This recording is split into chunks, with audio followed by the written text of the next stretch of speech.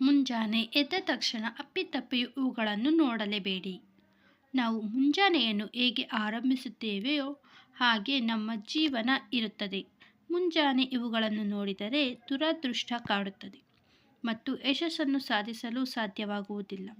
ಮುಂಜಾನೆ ಇವುಗಳನ್ನು ನೋಡಿದರೆ ದುರದೃಷ್ಟ ಎದುರಾಗುತ್ತೆ, ಯಶಸ್ಸು ಹಾಳಾಗುವುದು. ಮುಂಜಾನೆ ಇವುಗಳನ್ನು ನೀವು ನೋಡಲೇಬೇಡಿ. ನೆರಳನ್ನು ನೋಡಬಾರದು. ಮುಂಜಾನೆ ಎದ್ದಾಗ ನೀವು ನಿಮ್ಮ ನೆರಳನ್ನು ನೋಡಬಾರದು.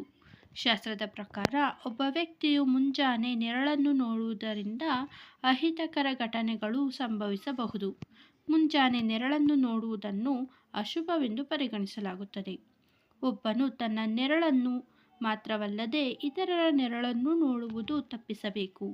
ಇದು ವ್ಯಕ್ತಿಯ ಜೀವನದಲ್ಲಿ ಒತ್ತಡವನ್ನು ಹೆಚ್ಚಿಸುತ್ತದೆ. ಕನ್ನಡಿಯನ್ನು ನೋಡದಿರಿ.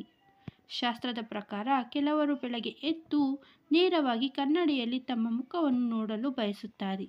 ನಿಮಗೂ ಇಂತಹ ಅಭ್ಯಾಸವಿದ್ದರೆ ಈ ಅಭ್ಯಾಸವನ್ನು ಸಂಪೂರ್ಣವಾಗಿ ಬಿಟ್ಟು ಬಿಡಬೇಕು. ಒಬ್ಬ ವ್ಯಕ್ತಿಯು ಬೆಳಗ್ಗೆ ಎದ್ದು ಮೊದಲು ದೇವರ ದರ್ಶನವನ್ನು ಮಾಡಬೇಕು. ದೇವರ ದರ್ಶನ ಮಾಡಿದ ಬಳಿಕವೇ ಅವನು ತನ್ನ ದೈನಂದಿನ ಕೆಲಸಗಳನ್ನು ಪ್ರಾರಂಭಿಸಬೇಕು ಎಂಬುದನ್ನು ಗಮನದಲ್ಲಿಟ್ಟುಕೊಳ್ಳಿ. ಹಾಳಾದ ದೇವರ ಮೂರ್ತಿಯನ್ನು ನೋಡದಿರಿ. ಶಾಸ್ತ್ರದ ಪ್ರಕಾರ ಮುಂಜಾನೆ ಎದ್ದ ನಂತರ ದೇವರು ಮತ್ತು ದೇವತೆಗಳ ಮುರಿದ ವಿಗ್ರಹಗಳನ್ನು ನೋಡುವುದು ಅಶುಭವೆಂದು ಪರಿಗಣಿಸಲಾಗಿದೆ. ಇದರಿಂದಾಗಿ ಜೀವನದಲ್ಲಿ ಹಲವಾರು ರೀತಿಯ ಸಮಸ್ಯೆಗಳನ್ನು ಎದುರಿಸಬೇಕಾಗುತ್ತದೆ. ನಿಮ್ಮ ಮನೆಯಲ್ಲಿ ಇಂತಹ ವಿಗ್ರಹಗಳಿದ್ದರೆ ಕೂಡಲೇ ಮನೆಯಿಂದ ಹೊರಗೆ ಇಲ್ಲವಾದರೆ ಜೀವನದಲ್ಲಿ ಸಮಸ್ಯೆಗಳನ್ನು ಎದುರಿಸಬೇಕಾಗುತ್ತದೆ. ಕೊಳಕು ಪಾತ್ರೆಗಳನ್ನು ನೋಡಬೇಡಿ.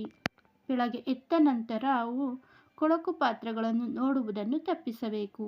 ಅಂತಹ ಪರಿಸ್ಥಿತಿಯಲ್ಲಿ ರಾತ್ರಿಯಲ್ಲಿ ನೀವು ಪಾತ್ರೆಗಳನ್ನು ತೊಳೆದ ನಂತರವೇ ಮಲಗಬೇಕು ಎಂಬ ನಿಯಮವನ್ನು ಪಾಲಿಸಿ. ರಾತ್ರಿ ಊಟ ಮಾಡಿದ ಅಥವಾ ಬಳಸಿದ ಪಾತ್ರೆಗಳನ್ನು ತೊಳೆಯದೆ ಹಾಗೆ ಇಡುವುದರಿಂದ ತಾಯಿ ಲಕ್ಷ್ಮಿಗೂ ಕೋಪ ಬರುತ್ತದೆ.